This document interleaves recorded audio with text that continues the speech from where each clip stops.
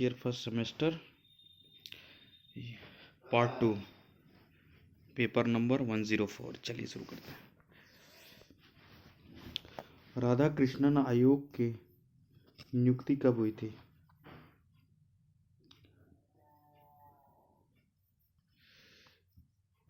देखिए, राधा कृष्णन आयोग की नियुक्ति 1948 में हुई थी। विश्वविद्यालय शिक्षा आयोग का गठन कब हुआ था? 4 नवंबर 1948 को।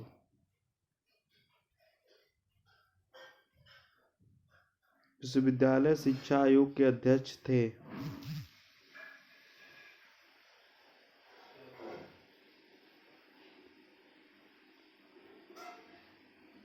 Doctor S Radhakrishnan. विश्वविद्यालय आयोग का प्रतिवेदन कब तैयार किया गया था? ये देखिए, इसमें डाउट है, इसे देख लीजिएगा। इसके अकॉर्डिंग 1963 है और इसमें मतलब मेरे अकॉर्डिंग होना चाहिए 1949। देख लीजिएगा, डाउट है।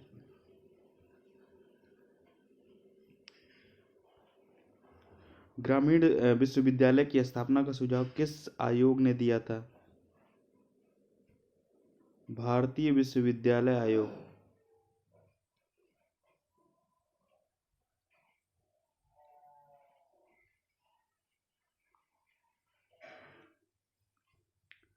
मुदालियर कमीशन का कार्यक्षेत्र क्या था या क्या था?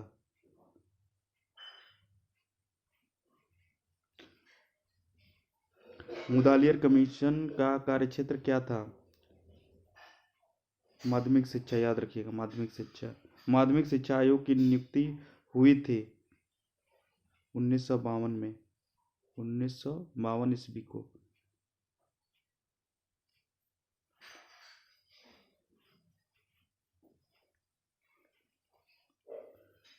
मुदालियर आयोग की रिपोर्ट कितने अध्यायों में प्रस्तुत की गई थी? 14 अध्याय में। माध्यमिक शिक्षा आयोग के अध्यक्ष थे डॉक्टर लक्ष्मण स्वामी मुदालियर। माध्यमिक शिक्षा आयोग के अध्यक्ष थे। माध्यमिक शिक्षा आयोग ने शिक्षा के क्या उद्देश्य निर्धारित किए हैं? माध्यमिक शिक्षा आयोग ने शिक्षा के क्या उद्देश्य निर्धारित किए हैं? जनतांत्रिक नागरिकता का विकास, व्यावसायिक कुशलता में वृद्धि, व्यक्तित्व का सर्वांगीण विकास। उपरोक्त सभी होगा। मुदालियर कमीशन ने आध्यात्मिक स्तर के पाठ्यक्रम को कितने वर्गों में विभाजित किया है? 7 वर्गों में। ताराचंद्र समिति का गठन किया गया था। अब देखिए, ताराचंद समिति का गठन किया गया था माध्यमिक शिक्षा के लिए। माध्यमिक शिक्षा का उद्देश्य क्या है? माध्यमिक शिक्षा का उद्देश्य व्यावसायिक कुशलता में उन्नति, लोकतांत्रिक नागरिकता का विकास और व्यक्तित्व का विकास करना। उपरोक्त सभी।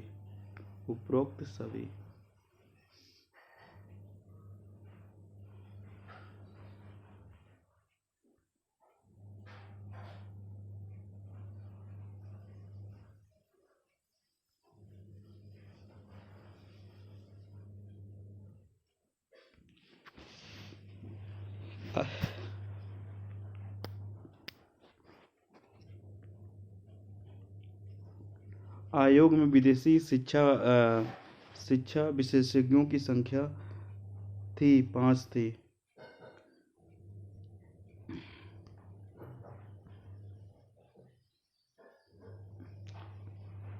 कोठारी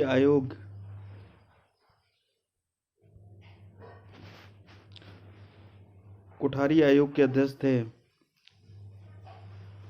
दौलत सिंह कोठारी। कौन थे? दौलत सिंह कोठारी। कोठारी आयोग ने अपनी संस्तुतियों को किन खंडों में प्रस्तुत किया? 8 खंडों में।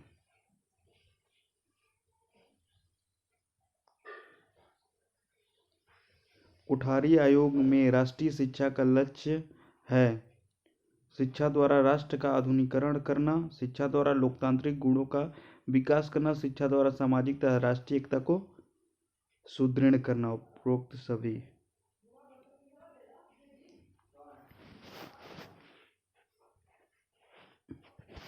कोठारी आयोग में पूर्ण प्राथमिक स्तर पर पाठचर्या होनी चाहिए।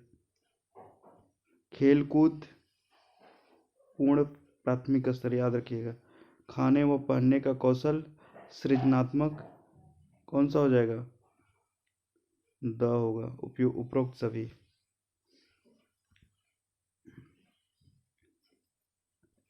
राष्ट्रीय शिक्षा नीति 1986 का दस्तावेज विभाजित है 12 भागों में। कितने भागों में? 12 भागों में।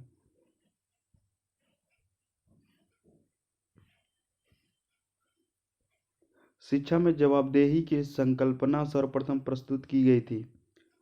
राष्ट्रीय शिक्षा नीति 1986 में राष्ट्रीय शिक्षा नीति द्वारा पूरे देश में निम्न शैक्षिक ढांचे को अपनाने का सुझाव दिया गया था। 10+2+3।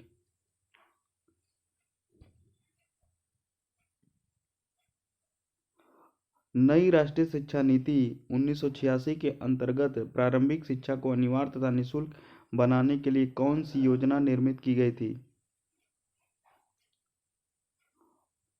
Operation black board. प्रारंभ में ब्लैक बोर्ड योजना किस स्तर के विद्यालयों के सुधार हेतु बनाई गई थी? प्राथमिक।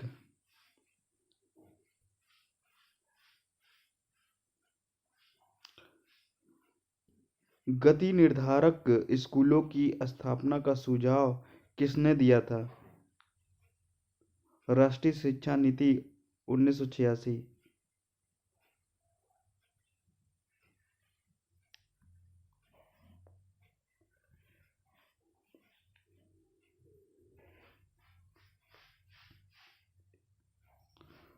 राष्ट्रीय शिक्षा नीति सन 2020 की प्रस्तावित समिति का क्या नाम था?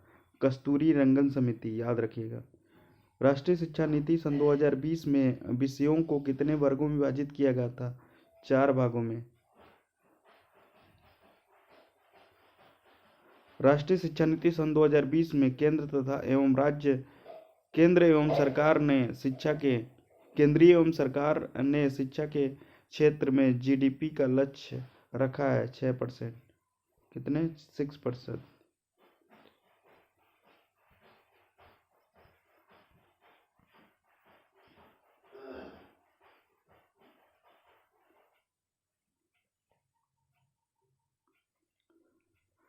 सेडलर्स आयोग की नियुक्ति किस सन में हुई थी? तो ये देखिए 1933 दिया था, लेकिन ये 1993 होगा। डॉक्टर कर्ण सिंह किस अंतर्राष्ट्रीय आयोग के सदस्य थे? डेलर्स आयोग की नियुक्ति किस सन में हुई थी? 1993 में।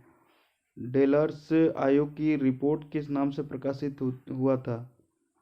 सीखना आंतरिक खजाना।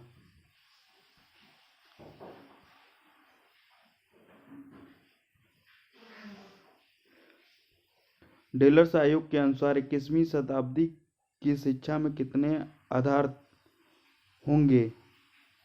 4 आधार होंगे। कितने आधार होंगे? 4 आधार होंगे।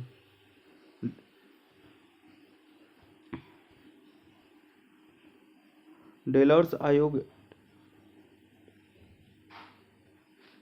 आयोग के सीखने के किस स्तंभ में व्यवहारिक कौशलों पर जोर दिया गया है? करना। देखिए, व्यवहारिक कौशलों पर जोर दिया है, करना और सीखना। औपचारिक शिक्षा के साथ साथ कार्य अनुभव पर और समाज सेवा कार्यों की व्यवस्था किस आयोग में की गई है? डेलर्स आयोग में।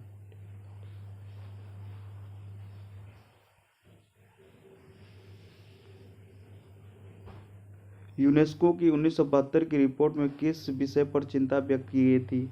अमानवीकरण होना चाहिए, लेकिन ये बौद्ध रहे हैं। भविष्य के लिए शिक्षा। व्यक्तियों में एक दूसरे को समझाने की शक्ति का विकास करना डेलर्स आयोग के किस स्तंभ की पहली आवश्यकता है? एक साथ रहना सीखना।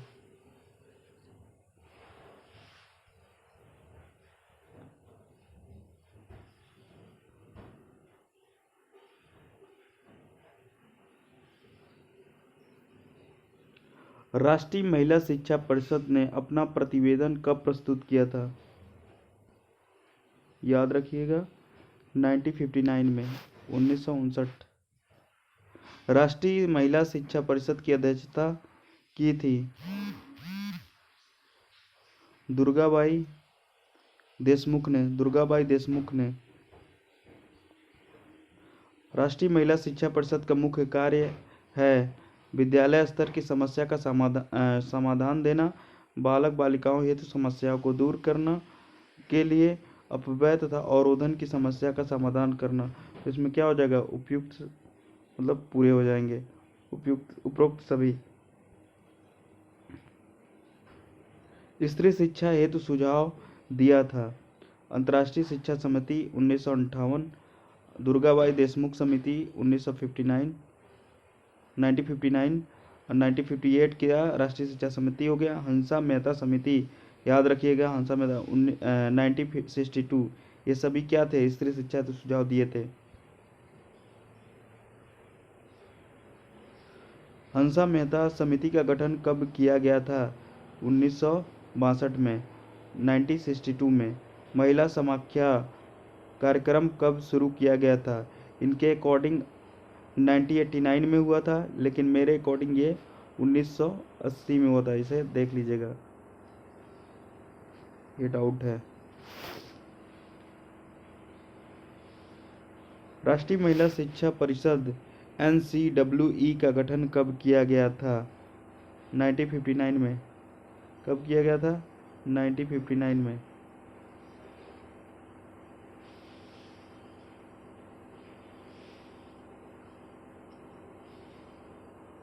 रजिस्टर जिनमें सभी भारतीयों का विवरण शामिल है, उसको क्या बोलेंगे? NRC। निम्नलिखित में कौन सा भारतीय संविधान के 4 आदर्शों में से नहीं है? धर्मनिरपेक्षता, बंधुत्व, समानता, स्वतंत्रता। भारत में नागरिकता संशोधन विधेयक पारित किया गया था 1919 में होगा, और इनके अकॉर्डिंग 1914 में होगा, लेकिन मेरे अकॉर्डिंग 2019 में होगा। ठीक है, सन 2019 में। अस्पृश्यता का निषेध से संबंध है, अनुच्छेद 17 होगा। ये एकदम 100% कन्फर्म, अनुच्छेद 17। भारत में नागरिकता का प्रावधान है एकल है। भारत में नागरिकता का प्रावधान कैसा है? एकल।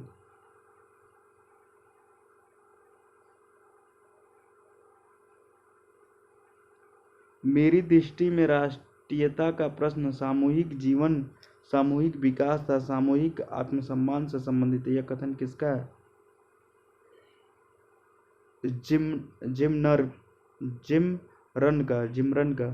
जिमरन का, याद रखिएगा। राष्ट्रीय एकता का बाधक तत्व नहीं है धर्मनिरपेक्षता।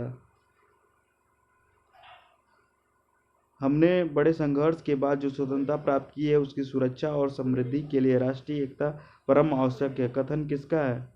सरदार नहीं, पंडित जवाहरलाल नेहरू का।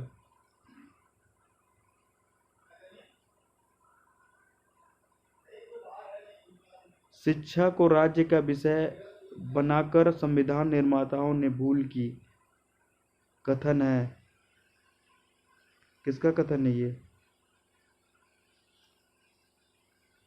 एस सी छागला का। समाजवादी और धर्मनिरपेक्ष शब्द संविधान में संशोधन द्वारा जोड़े गए थे, 42वें संशोधन द्वारा। भारत में संविधान सभा में संविधान को किस सन में स्वीकृत किया गया था? 1949 को। संविधान सभा के अस्थायी सदस्य कौन थे? डॉक्टर राजेंद्र प्रसाद। संविधान में 12 से 32 अनुच्छेद में स्पष्ट किया गया है मूल अधिकार।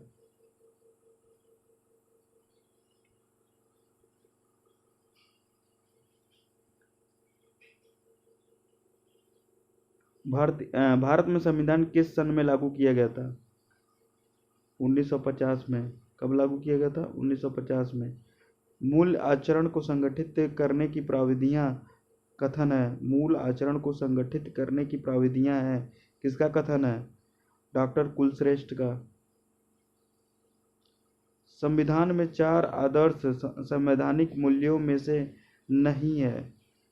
सामाजिकता। अज्ञानता ही समस्त दुखों का कारण है, कथन किसका है? ये देखिए, अज्ञानता ही समस्त दुखों का कारण स्वामी विवेकानंद का है, जबकि ये दिए हुए अरविंद। ये गलत है, यानी क्या होगा? स्वामी विवेकानंद होगा। 86 में संविधान संशोधन द्वारा किस अनुच्छेद में शिक्षा के अधिकार को मौलिक अधिकार बनाया गया है? तो अनुच्छेद 21 को भी हो सकता है, अनुच्छेद 45 भी हो सकता है। इसके अकॉर्डिंग क्या अनुच्छेद 45 है।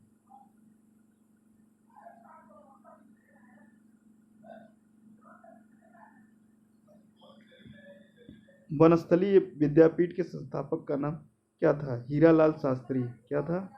हीरालाल शास्त्री। हीरालाल शास्त्री। हीरालाल शास्त्री ने वनस्थली में एक बालिका विद्यालय की स्थापना कब की थी? 1935 में। याद रखिएगा, 1935 में। आइए एक डाउट और देखते हैं। एकलव्य एजुकेशन फाउंडेशन की स्थापना कब हुई थी? बुक के अकॉर्डिंग 1996 है। 1996 है, लेकिन आंसर के हिसाब से हर जगह ये दिया है 1995। तो आप देख लीजिएगा, डाउट है ये। इस तरह हमारा पार्ट 2 भी समाप्त हुआ।